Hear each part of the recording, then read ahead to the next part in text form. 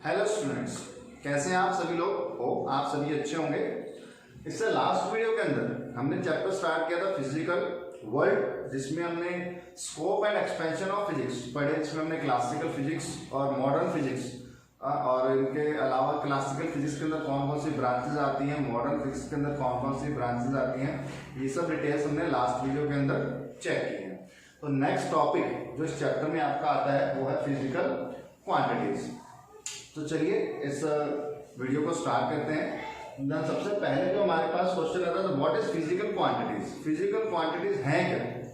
तो आप कहते हो कोई भी ऐसी क्वांटिटीज जिनका आप नाप तोल कर सकते हो, जिनको आप नाप सकते हो, जिनको आप तोल सकते हो, ऐसी क्वांटिटीज को हम कहते हैं फिजिकल क्वांटिटीज। तो इसकी definition, the quantities that can be measured और weighted are called physical quantities. ऐसी जितनी भी क्वांटिटीज जिनको आप या तो मेजर कर सको या उनका वेट कर सको, आर कॉल्ड फिजिकल क्वांटिटीज। उनको हम कहते हैं फिजिकल क्वांटिटीज। इसमें हमारे पास एग्जांपल है मास है, लेंथ है, टाइम है, फोर्स है, वेलोसिटी है, वर्क है।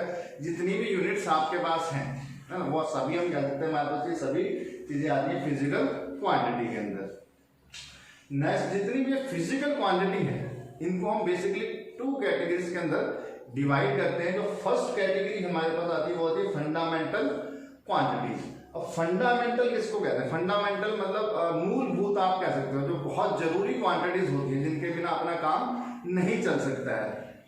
ऐसी क्वांटिटीज जो किसी और क्वांटिटी के ऊपर डिपेंड नहीं करती हैं, ऐसी क्वांटिटीज को हम कहते हैं फंडामेंटल क्वांटिटीज। तो the physical quantities that do not depend on any other quantities. ऐसी फिजिकल क्वांटिटीज जो किसी दूसरी क्वांटिटी के ऊपर डिपेंड नहीं करती हैं, आर कॉल्ड फंडामेंटल क्वांटिटीज। ऐसी क्वांटिटीज को हम कहते हैं फंडामेंटल क्वांटिटीज। जिसमें हमारे पास अगर मैकेनिक्स की बात करें, हमारे पास जो एग्जांपल है मास है, लेंथ है, टाइम है, are considered to be as main fundamental quantities. तो लेंथ, मास, टाइम, इनको हम मेन फंडामेंटल क्वांटिटीज मानते हैं। इनके अलावा भी हमारे पास और भी हैं, 7 टोटल हमारे पास फंडामेंटल क्वांटिटीज हैं। तो वो हम इससे नेक्स्ट टॉपिक के अंदर डिस्कस करेंगे। तो फिजिकल क्वांटिटीज वो क्वांटिटीज होगी जिनको आप मेजर कर सको या जिनका वेट कर सको। इसी के अंदर जो सेकंड फंडामेंटल क्वांटिटीज कौन सी होंगी? वो फिजिकल क्वांटिटीज जो किसी दूसरी क्वांटिटी के ऊपर डिपेंड नहीं करती हैं। और जो नेक्स्ट इसके अंदर अपने पास सेकंड कैटेगरी वो है ड्राइव्ड क्वांटिटीज की। तो फंडामेंटल क्वांटिटीज जो डिपेंड नहीं करती हैं, तो ड्राइव्ड क्वांटिटीज कौन सी हो जाएंगी? ऐसी फिजिकल क्वांटिटीज जो किसी दूसरी क्वांटिटी के ऊपर डिपेंड करती हैं। तो the physical quantities that are derived from fundamental quantities. ऐसी फिजिकल क्वांटिटीज जिनको हमने कहां से बनाया है? इन फंडामेंटल क्वांटिटीज से ही इनको हमने ड्राइव किया है। इन क्वांटिटीज को मल्टीप्लाई, डिवाइड करके, प्लस करके, माइनस करके हम ड्राइव यूनिट्स बना लेते हैं, ड्राइव क्वांटिटीज आ जाती हैं। तो the physical quantities that are derived from fundamental quantities, ऐसी क्वांटिटीज जो फंडामेंटल क्वांटिटीज से बनी है, are and depend on them, और उनके ऊपर डिपेंड करती है। तो फंडामेंटल क्वांटिटी किसी के ऊपर डिपेंड नहीं करती, लेकिन ड्राइव क्वांटिटी ये फंडामेंटल क्वांटिटी से बनी है और उनके ऊपर डिपेंड करती है, आर कॉल्ड ड्राइव क्वांटिटीज। जैसे अपने पास मोमेंटम है, फोर्स है, वर्क है। तो ये तो रिटर्न कहा होगा, छोटा सा एग्जांपल लेके समझ लेते हैं। जैसे हमने फंडामेंटल क्वांटिटीज कहा, तो फंडामेंटल क्वांटिटीज में मेरे पास मास, लेंथ, टाइम, इनको अपन ने कहा मेन फंडामेंटल क्वांटिटीज। अब अगर अपन बात करते हैं यहाँ पे जैसे क्वांटिटी लिख रही है, फोर्स मान लेते हैं। फोर्स एक अपने पास ड्राइव क्वांटिटी है। अब फोर्स को ड्राइव क्वांटिटी कहा क्यों है? क्योंकि फोर्स अपने पास फंडामेंटल क्वांटिटीज पे डिपेंड करती है। अगर फोर्स का फार्मूला लगाए, फोर्स क्या होती है? Mass into acceleration. तो एक तो ये मास पे डिपेंड करती है, जो कि हमारे पास एक फंडामेंटल क्वांटिटी है। इसको अगर आप और एक्सपेंड करो, मास इनटू एक्सेलरेशन। एक्सेलरेशन क्या होता है हमारे पास? एक्सेलरेशन होता है change in velocity per unit time, जिसकी यूनिट्स अपने पास है मीटर पर सेकंड स्क्वायर। तो इसको अपन कहते हैं चेंज इन वेलोसिटी। तो अपन लिखते हैं वेलोसिटी अपॉन टाइम। ठीक, तो एक्सेलरेशन को हमने लिखा है वेलोसिटी अपॉन टाइम। और वेलोसिटी क्या है? Distance upon time. तो इसी को हम आगे लिख सकते हैं, ये हो जाएगा मास इनटू वेलोसिटी को हमने लिख दिया डिस्टेंस या लेंथ एक टाइम हमारे पास ऑलरेडी है टाइम। अभी आप चेक करो हमारे पास क्वांटिटी तो फोर्स है, क्वांटिटी है फोर्स जो कि हमारे पास ड्राइव क्वांटिटी है। अब ये बनी किससे हुई है? फंडामेंटल क्वांटिटी से बनी हुई है, लेंथ मास टाइम। यहाँ पे आप चेक करो मास लेंथ और टाइम। अब इनसे मिलकर हमारे पास क्वांटिटी बनी है फोर्स। तो फोर्स को हम कह देंगे ड्राइव क्वांटिटी, और ये वाली जो क्वांटिटीज है जो किसी के ऊपर डिपेंड नहीं करती है इनको हम कहते हैं फंडामेंटल क्वांटिटी। तो नेक्स्ट टॉपिक जो हमारे पास उसमें आता है यूनिट्स का। तो यूनिट्स क्या है, क्यों इनकी जरूरत पड़ी, पहले इसको हम थोड़ा सा डिस्कस कर लेते हैं। जैसे कि मैं एक छोटा सा एग्जांपल लेना चाहूँगा कि जब यूनिट्स नहीं है तो क्या हो सकता है, जब यूनिट्स नहीं थी तो क्या होता था। तो ऐसे में एक छोटा सा एग्जांपल मैं लेना चाहूँगा। मान लो कहीं पे आप किसी जगह पे आप अनाज बेचने जा रहे हैं, ठीक है, और जो अनाज खरीदने वाला है उसको भी यूनिट्स का नहीं पता है, आपको भी यूनिट्स का नहीं पता है। तो उसने कह दिया कि एक मुट्ठी अनाज मैं लूंगा 5 रुपए का, मान लीजिए एग्जाम्पल के तौर पे एक मुट्ठी अनाज 5 रुपए का। अब उस जगह पे सभी लोग अपना अनाज बेचने जा रहे हैं, एक छोटा बच्चा है। अब एक छोटे बच्चे ने क्या किया, उसकी मुट्ठी छोटी होगी, उसने अपनी मुट्ठी से अनाज नापा, 15 मुट्ठी अनाज ले आकर उसके पास रख दिया कि ये मेरी 15 मुट्ठी अनाज है, मेरे को इनके पैसे दे दो। अब जब खरीदने वाले ने उसको मेजर किया, वो बड़ा आदमी है, उसकी मुट्ठी थोड़ी बड़ी है, उसने मेजर किया तो वो 15 की जगह 10 मुट्ठी बनी।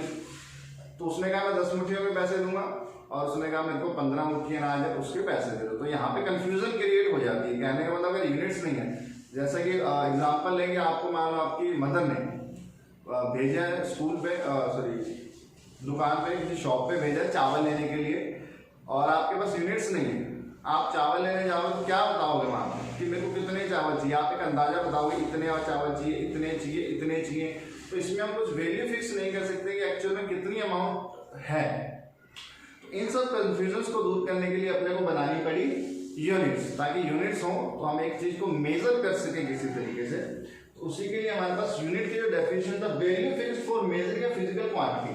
किसी फिजिकल क्वांटिटी को मेजर करने के लिए जो आपने वैल्यू फिक्स कर दी है इज कॉल्ड यूनिट्स। उन्हीं को हम क्या कहते हैं, यूनिट्स। अब यूनिट्स में जैसे हम बात करते हैं, कई लोग इसको आप हैंड स्पैन गिट भी कहते हैं ना, ये यूनिट्स भी नापते हैं कि 1 2 3। अब ये क्या सभी की लेंथ इक्वल होती है? हैंड स्पैन की नहीं होती, किसी का छोटा होता है, किसी का बड़ा होता है।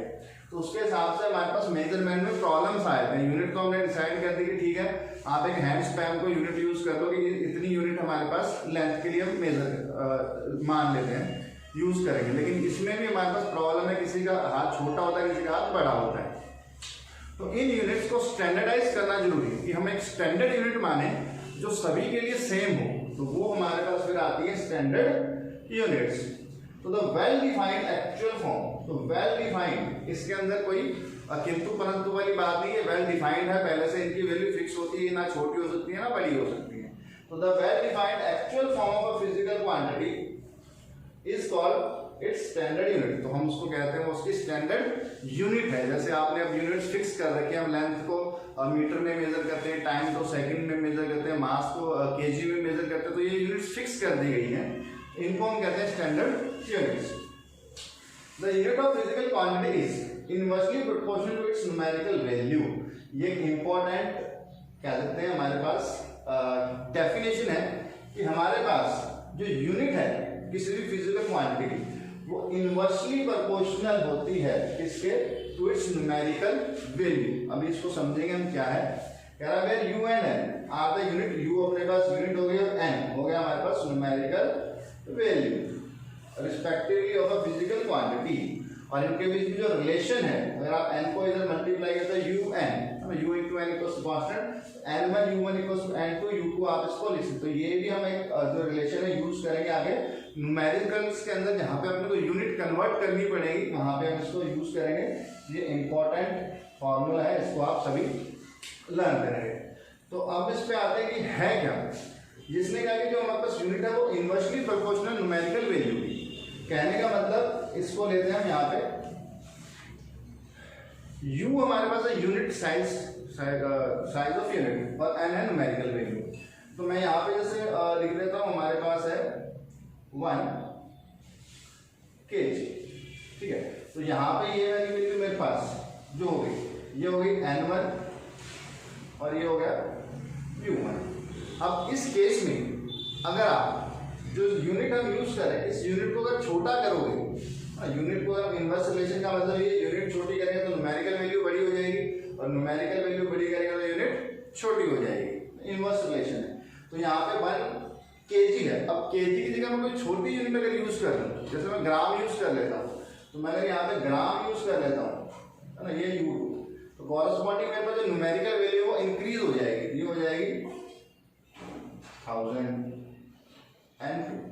तो कह सकते हैं कि अगर आप साइज ऑफ यूनिट बड़ा ले रहे हो तो न्यूमेरिकल वैल्यू छोटी आ जाएगी। जैसे मैंने kg यूनिट ली तो न्यूमेरिकल वैल्यू 1 आई, बड़ी यूनिट थी, लेकिन मैंने इस यूनिट को छोटा कर दिया, ग्राम कर दिया, तो जो न्यूमेरिकल वैल्यू ये बड़ी हो जाएगी। तो हमारे पास न्यूमेरिकल वैल्यू और यूनिट इनके बीच में होता है इनवर्स रिलेशन।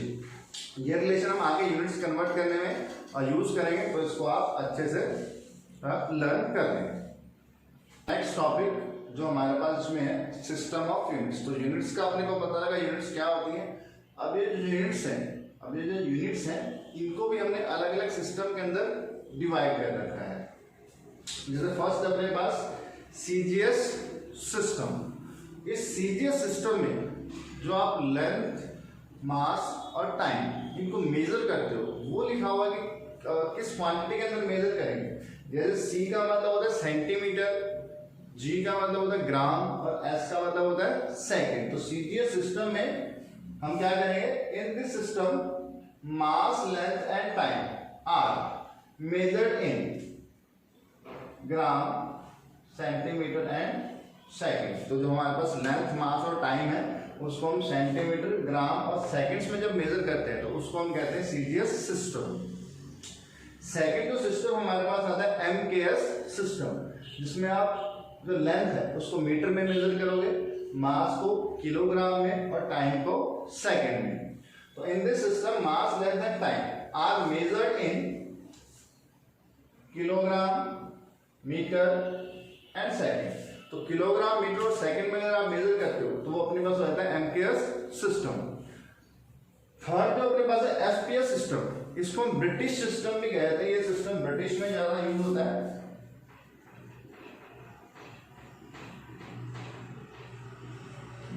इसको हम ब्रिटिश सिस्टम भी कहते हैं। इन this system the unit of mass, length and time is.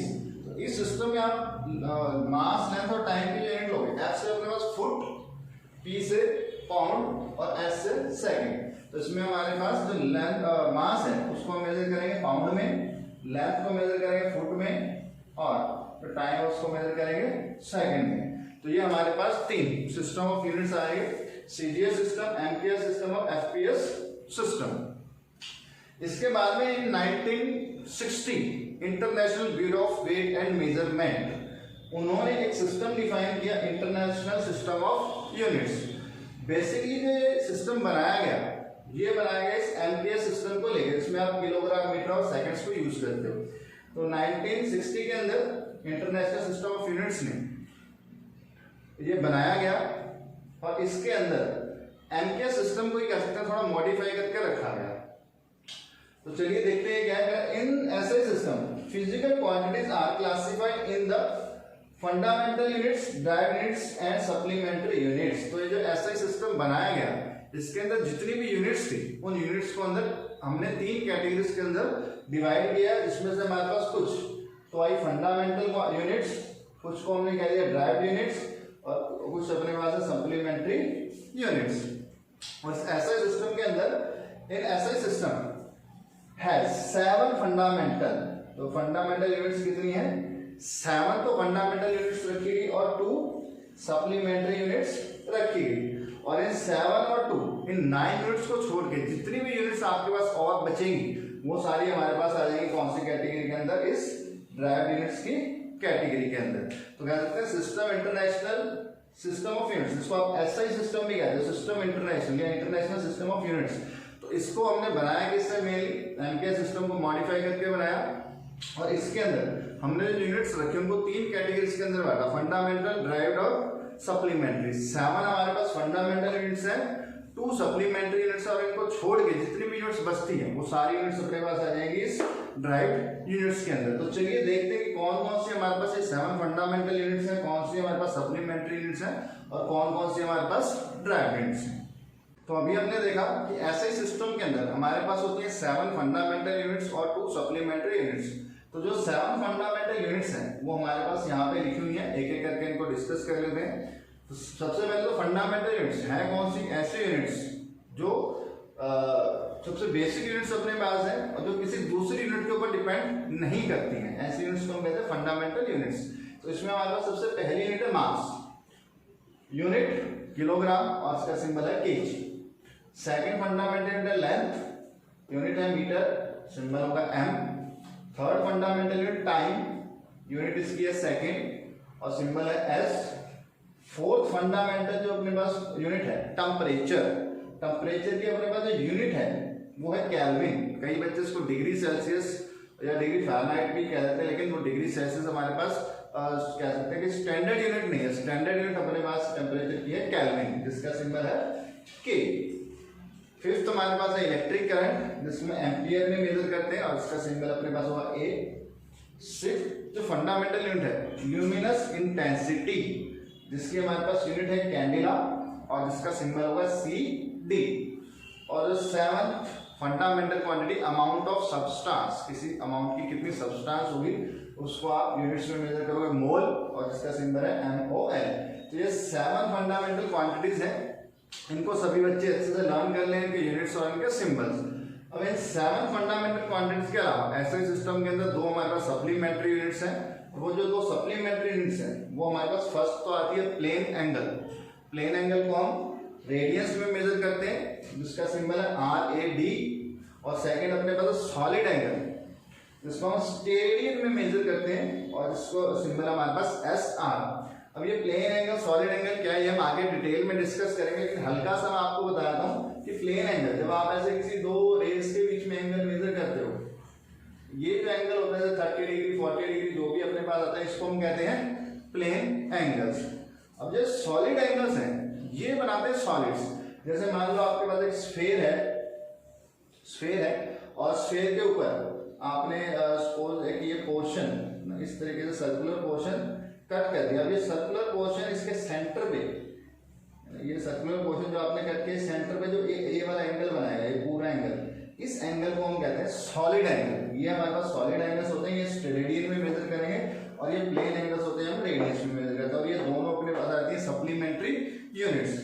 अब इन फंडामेंटल और सप्लीमेंट्री यूनिट्स को छोड़ दें तो जितनी भी यूनिट्स अपने पास बची वो सारी कौन सी कैटेगरी के अंदर आ जाएंगी, ड्राइव्ड यूनिट्स के अंदर। तो कुछ जो बेसिकली आप यूज करते हो ड्राइव्ड यूनिट्स जो आगे भी आपके काम आएंगी वो मैं यहाँ पे आपको लिख के बताता हूँ, सभी बच्चों को लर्न करनी है कौन कौन सी ड्राइव्ड यूनिट्स हैं। तो चलिए देखते हैं। तो नेक्स्ट हमारे पास यहाँ पे कुछ ड्राइव्ड यूनिट्स जो इंपॉर्टेंट है वो मैंने यहाँ पे लिख दी है। इनमें से कुछ यूनिट्स आपको पता भी है और कुछ यूनिट्स आप आगे जो सीनियर क्लासेस हैं उनके अंदर आप पढ़ेंगे। तो कुछ यूनिट्स डिस्कस कर लेते हैं। सबसे पहले हमारे पास ड्राइव यूनिट्स के अंदर जैसे फ्रीक्वेंसी के यूनिट्स अपने पास क्या होंगे, हर्ट्ज और सिंबल HZ। फोर्स को हम मेजर करते हैं न्यूटन में, सिंबल अपने पास हो गया N। Work, energy, amount of heat, इन सभी की अपने पास सेम यूनिट होती है। वर्क, एनर्जी, हीट, ये सभी हमारे पास एनर्जी की फॉर्म है। तो इनकी हमारे पास सबकी यूनिट होगी जूल, सिंबल J। प्रेशर को हम मेजर करते हैं पास्कल में, सिंबल होगा PA। इसके अलावा हमारे पास पावर हो गया या फिर रेडिएशन फ्लक्स, दोनों की सेम यूनिट है what, symbol W। Electric charge, इसके यूनिट में आपको बताओ कूलाम, इसका सिंबल अपने पास C। इसके बाद electric potential difference, EMF, electromotive force, इनकी यूनिट अपने पास है वोल्ट, सिंबल होगा V। इसके बाद इलेक्ट्रिक कैपेसिटेंस, ये आप +2 के अंदर सभी यूनिट्स पढ़ लेंगे। इलेक्ट्रिक कैपेसिटेंस जो है इसकी यूनिट अपने पास फैरेड, सिंबल होगा V। रेजिस्टेंस अभी 10th क्लास में आपने पढ़ा होगा, यूनिट अपने पास है ओम, सिंबल होगा ये। इसके बाद मैग्नेटिक फ्लक्स को आप मेजर करते हो वेबर के अंदर, हमारे पास सिंबल होगा WV। नेक्स्ट अपने पास मैग्नेटिक फ्लक्स डेंसिटी, सिर्फ मैग्नेटिक फ्लक्स फाइंड करोगे तो वेबर, मैग्नेटिक फ्लक्स की डेंसिटी फाइंड करते हैं तो वो अपने पास आती है टेस्ला में, जिसका सिंबल अपने पास है T। इसके अलावा इंडक्टेंस की यूनिट अपने पास होगी हेनरी, सिंबल है H। और लास्ट हमने लिखा हुआ रेट ऑफ रेडियोएक्टिव डीके, जो रेडियोएक्टिव सब्सटेंस हम किस रेट से डीके होते हैं उनको मेजर करने के लिए अपने पास यूनिट है बैक्यूरेल, जिसका सिंबल है BQ। तो ये कुछ हमारे पास यूनिट्स हैं, इनको आप लर्न कर लेंगे। तो आज की इस वीडियो के अंदर हम इतना ही डिस्कस करेंगे, लेकिन जिन बच्चों ने इससे पहले वाली वीडियो नहीं देखी है पहले उसको देखें, उसके बाद इस सेकंड पार्ट को जो है पूरी वीडियो को देखें। इसके अंदर जितनी भी यूनिट्स हमने लिखी हैं उन यूनिट्स को याद करें, सिस्टम ऑफ यूनिट्स कौन कौन से हैं, तो इन सभी चीज़ों को आप साथ साथ अपनी नोटबुक के अंदर भी कंप्लीट करें और साथ साथ इनको रिवाइज भी करते चले। तो आज की वीडियो में इतना ही, मिलते हैं नेक्स्ट वीडियो के अंदर। Thank you.